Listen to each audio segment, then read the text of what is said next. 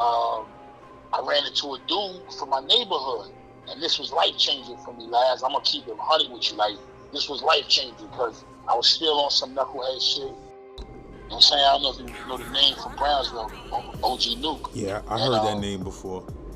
Yeah. Now, you got to understand, Nuke was a legend in the hood. Like, up the hill, you got Brownsville, you got up the hill Brownsville, Ocean Hill Brownsville. So it's a whole different world up there. Alright, so there was a dude, there was a man, I'm terrible with names, Shannon, I apologize. But he used to do the shit, he was a CEO or something. His name was, what was his name? Bob?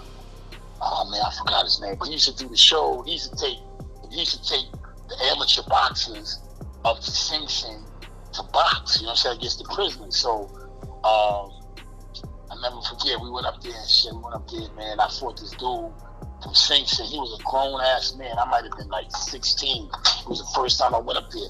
And the reason why I was trying to go too, I told her I was trying to see my pops. You know what I mean? I was like, damn, my pops might be that. Because, I'm just thinking, prison, won't find me. So I go there, and I took an L. I took a bad L.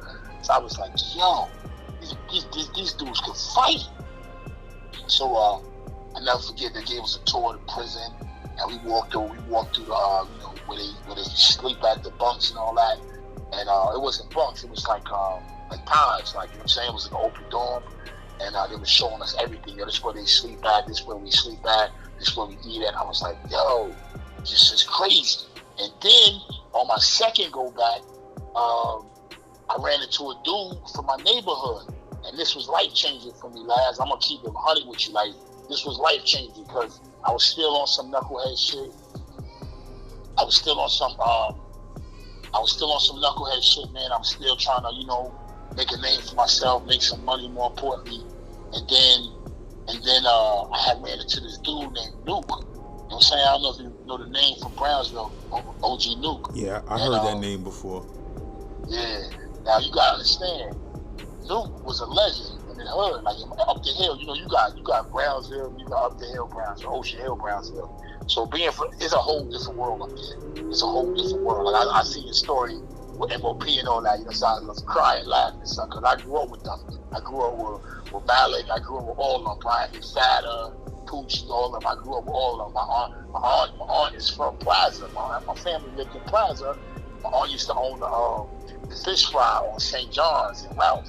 So, again, I'm everywhere. I know everybody, I'm everywhere. So, I feel safe. I'm in Brownsville, I feel safe. I know everybody. So Nuke was a legend. At the time, he was young himself. He might have been 17, 18, and I might have been I don't even know, like 12, 13, or whatever it was. He was big time doing his thing. He used to come through with the cables, big dookie ropes on his neck, no shirt on. You know what I'm saying? I'm like, damn, what kind of animal is this? So he used to come through.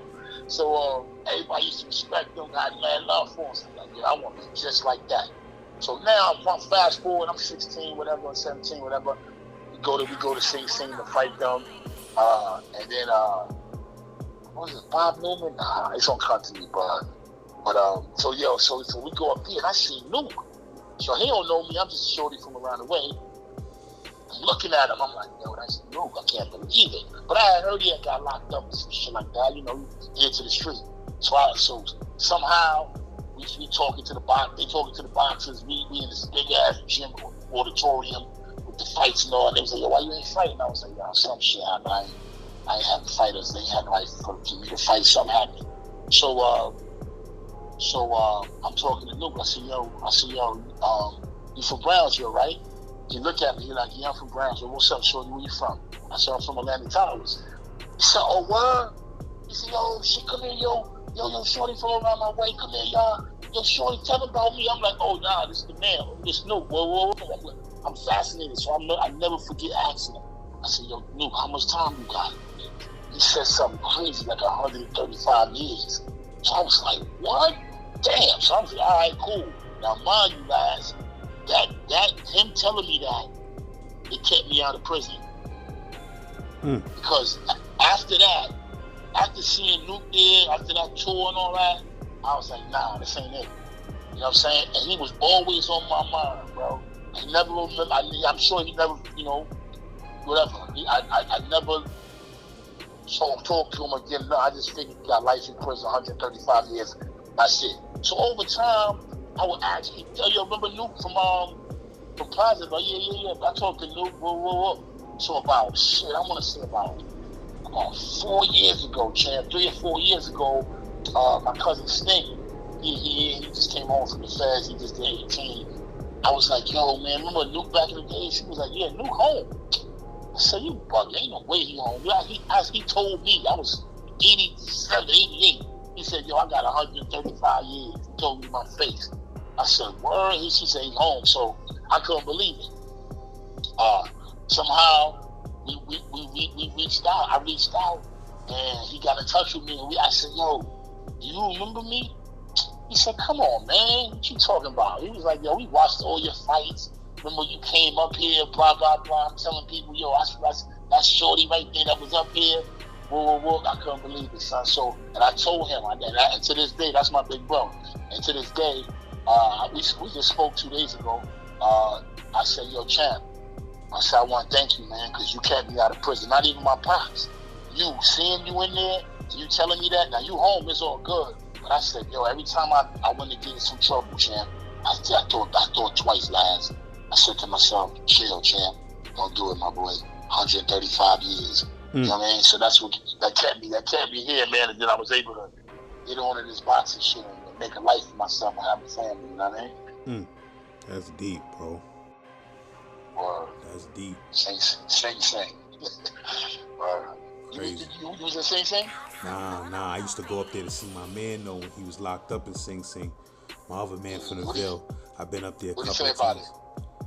I mean, I got a story on my page too about another one of my mans from my P's that was in Sing Sing. That's like one of my favorite stories. Shit gruesome though. Know what I mean? Shit is gruesome, but you know, Sing Sing is like the max that everybody want to be in, man. Because it's like New York with a roof over it. That's what they call it. You feel what I'm saying? Okay. It's a different. It's so close to New York City. You feel me? It's minutes from New York City, so it's no excuses. You know, growing up, being from Brooklyn and growing up in that whole, prison and mentality and environment, you know what I'm saying? You know, I think it's because it's obvious and it's evident that you won't get locked up if you're from Brownsville. You know what I'm saying? Eventually, you're gonna get locked up. Hell yeah, or killed. Yeah, pretty much, man. I'm a blessed boy, man. I'm gonna be honest with you, man. I went through a lot of shit. I seen a lot of shit in Brownsville. I told you my grandmother lived in Plaza. You know what I'm saying? So I was all over the Ville. I seen the worst of the worst. That's why, you'd be like, yo, you be going everywhere. You this, you that. I'd be like, yo, son, I'm from Brownsville, son. Real talk. No braggadocious shit, but I seen so much. I seen people get their head blown off. I've been kidnapped because of my pops doing shit. I've been into all type of shit, man. I've been in all type of shit as a kid that kids ain't supposed to go through. You feel me? Usually kids like that go through what I've been through. They usually go the criminal route. And, my biggest issue lies is that I got a short temper. You know what I'm saying? I feel like, I got that Brownsville mentality that if somebody do something to you, he must think I'm pussy. So you're always kind of ready to, to show you ain't. I was gonna ask you that because I'm a light-skinned nigga too, man. Dude, and you basically answered the questions in the story that you told tonight. But I was gonna ask you that before you said that. I was like, you think a lot of your problems, people think niggas that's light-skinned got it easy, but that ain't the truth, bro. Niggas, when you light-skinned, niggas be trying you every 2 seconds, man. Nah, you got talking. If I was a handsome kid, pretty skin, you know what I'm saying? My mom's had me, and my name is Shannon. You feel me? So it was like, yo, you target, you a fool, you fool. So again, that being everywhere, knowing mad people was a plus. But I had to learn how to fight. You know what I'm saying? I would get disrespected just because I'm light skinned. You know what I'm saying? I would get disrespected, and then I got so used to fighting back that eventually people started saying, "Yo, chill, leave him alone. He cool. He gonna fight back anyway." So But yeah, man, being light skinned, a target, man. I remember going down to Simon's on Belmont. I'm talking about 82, 80, 83. You know, going to get a lumberjack with the hat to match and shit, you know.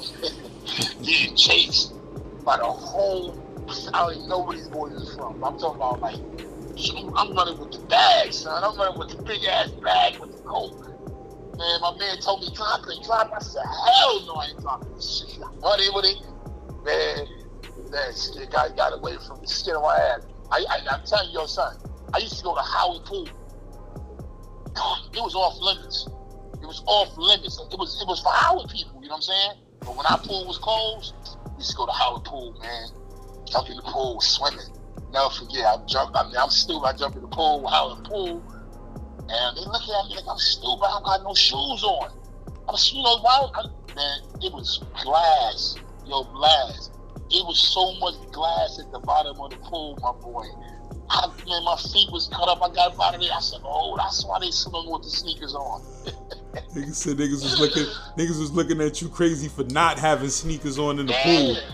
They looking at me like, "Oh, we got one. He ain't smoking it." What year you talk about with that? Like, what year? Man, I just had to be early 80s, man. This had to be 81, 82. We walked down the hill to the pool, Howard Pool. Our pool, we closed it for whatever reason. And having a pool with Atlantic Towers, man, that shit was a target, bro. We had everybody from every hood coming up there, man. I never been to that pool in my life. I knew better than to go to that pool, though. I knew better. I knew I was from down the hill. I ain't gonna be up in no up the hill pool. That's a wrap. Bro, that pool was a target, man. We used to have so many people coming up to that pool, man. We used to be like, damn. That's what my man Suge was saying. My man Suge was like, they used to be sneaking niggas from Herkimer. They used to be sneaking into y'all pool, and that's how shit started getting popping. Like, know what I mean? But I'm like, damn. They like, yo, son, we ain't have no pool, son. Like, these niggas got their own pool. Like, we needed to get up. And then the nigga tell me he was going in y'all shit at nighttime when it was closed. Y'all wilding out. Yeah, they used to come out of Herkimer. We was at war with Herkimer. Man, that was a long war. That was a long war, my boy. That war went on for a long time, man. That's a long war, man. Once that shit was like, you know what I'm saying? That shit was crazy, my boy. I remember, like, you couldn't even go to the Rockaway Avenue train station. You know what I mean? They'd be out there deep. I mean, I'm talking about, like, deep. At first, we used to call them the Ducky Boys. We used to call them the Ducky Boys. Hercules, because it'd be like, yo, we never knew where it was from. Because they come out of, like, mad blocks. You know what I'm saying? But we called them Herkimer, but they was from everywhere, son. Down the hill, I don't even know where it was. Like, the other side of down the hill, not towards Brownsville. Like, the other side. I think that's where Papoose and them was from. But, like, Bainbridge and all that, you know what I'm saying? And that's another thing. I had people who lived on Bainbridge. So, my man Chico family, they lived down there. So, I was always on the Bainbridge. So, I'm walking down there. Oh, shit, Herkimer boys, the Ducky Boys. I was, oh, man, boy, I'm talking about, bro, you don't know the pressure lines. It's enough. Yo, I tell people all the time, man, if you from the Ville, you got to have a little form of PTSD. That's a fact. You know what I'm saying? I say that same shit. That's a fact. Ain't nobody, you cannot say you grew up in Brownsville and you got put all screws together correctly, bro. That shit fucks you up. You grow up in Brownsville, you're gonna be fucked up for life. Facts, man. I mean, my wife's from Clinton Hills, man. And sometimes, you know, we over the years, we don't beef back and forth on her. She said, oh, you think this, you think that, why you think you're negative, and this, that, and third. I'm like, yo, you don't understand, yo.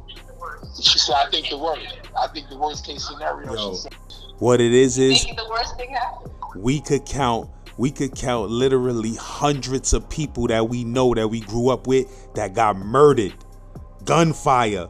So it's like we always paranoid. If you from the Ville, you always watching. Your head is on a swivel. You always watching everything, and you always gonna think the worst because we done seen and heard about the worst happening so many times. 9 times out of 10, the worst gonna happen. You feel me? My wife, like, yo, you don't let nothing slide. You know what I'm saying? I'm like, yo, I can't. If I do, I can't sleep at night. You feel me? I can't sleep at night. I know it's gonna come back to haunt me. It ain't no way like, yo, son, you can sleep. Somebody could like, you know, like in the Ville, somebody mad dog, they looking at you hard, and you look away. You know what I'm saying? You look away in fear. It's a wrap. It's a wrap. It's a wrap. You don't just violated yourself because now he know it. He smell weakness. Next thing you know, he waiting for you outside the store running or whoop. You know what I'm saying? So like I went from, you know, getting chased for your sneakers and fighting for your Pumas and I told you to try to take the lumberjack. I'm stupid, champ. I went out and got a sheepdog. So don't ask me why I got a sheepskin. Coming up, you know what I mean? Everybody was getting sheepskins. I'm in like, well, I'm in the 8th, 7th grade. 7th grade, I get a grab. Now, mind you, this is some funny shit. I went to a little private school across the street from Marcus. It's called Risen Christ Lutheran School, right? It was right across the street from Marcus. It was like a little church. Yeah, I don't know if you ever seen that shit. You ever seen it? I'm trying to think and picture it right now, but I think I know what you're talking about. Right across the street from Marcus is Blake Allen, 250 Blake. I went to that school, son. It was like a little private school. So Marcus is right across the street. It's on. When I'm talking about, it got so bad, they were like, yo, we gotta let y'all out of school early. Because when we let y'all out, when Marcus get out, it's a wrap. Everybody's, it's just like, we just target. So going to this little school right across the street from Marcus, it was crazy, man. I remember one day kid took my ski hat, right? So I run up in Marcus. To get him. Fuck was I thinking? I chased him up in school, and then he stopped. He like, what you chasing me for? I'm like, oh shit, yeah, you're right. What am I chasing you for? So yeah, that was a mission, man. You know what I'm saying? Like, I had a lot of fights, man. I tell people, I had 300 street fights, man. I lost 150, champ. Real talk. I had a lot of fights, man.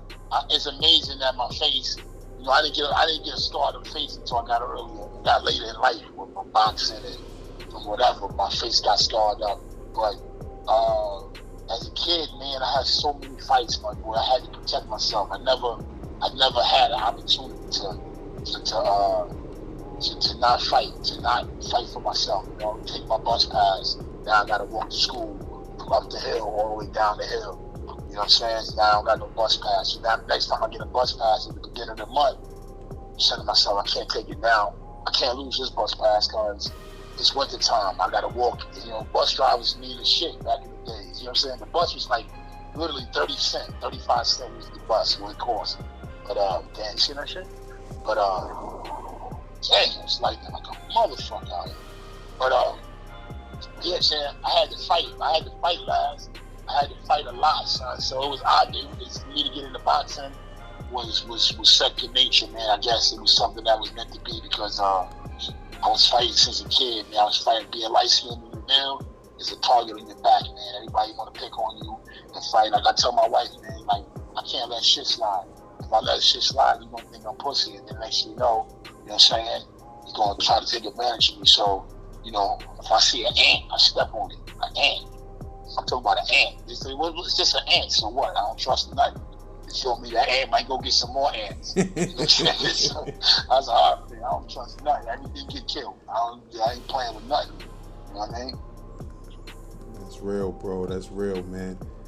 Real talk, bro. I appreciate the shit out you, man, for giving me these jewels, man. Know what I mean? And I'm sure everybody in the whole Brooklyn gonna appreciate that shit, especially when I throw that Brooklyn legacy on there. You feel what I'm saying? Everybody gonna tune in and love that shit, man. Know what I mean?